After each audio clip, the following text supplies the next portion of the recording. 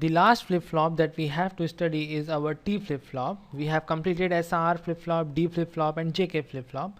When we have to only store the data, we use D flip-flop. In JK flip-flop, we overcome the not use state in the SR flip-flop, that is 1-1 state when your S is 1 and R is 1. And in that case, we are having the toggling action. And the toggling is the control change of output from 0 to 1 and 1 to 0. This is something we completed in the last 2 or 3 presentation. Now if I ask you one question, what if I only want toggling action? In that case, we will use a flip-flop we call as the T flip-flop. This T stands for toggle. So definitely we are going to use JK flip-flop to obtain our T flip-flop, like we used SR flip-flop to obtain our D flip-flop. But in D flip-flop, we complemented the input. In this case, we are not going to do that. We will just give the same input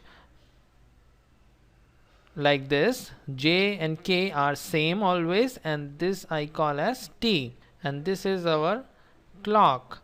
So this is a very simple flip-flop we call as the T flip-flop obtained from the J flip-flop when we make J and K as the same. Okay, in case of D flip-flop, we were having SR and we complemented the R. Now let's see the truth table for T flip-flop. We are having clock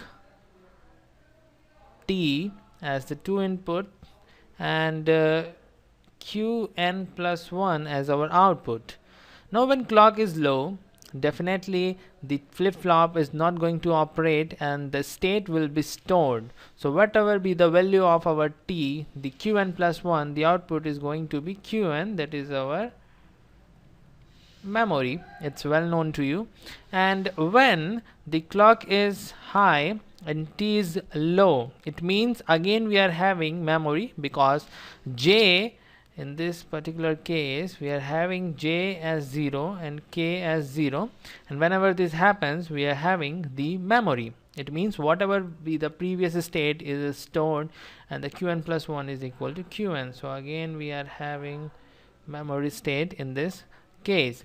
Now what when the clock is high and the value of T is 1? This is what we are looking for, because when T is 1, J is 1 and K is 1, and this is the case when we are having the toggle action. So the output will be Qn complement. This is my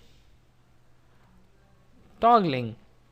So this is all that we have to see in the truth table of the T flip-flop. In the next presentation, we are going to have the characteristic table and the excitation table of the T flip-flop, and after that we can move to our flip-flop conversions. So this is all. See you in the next presentation.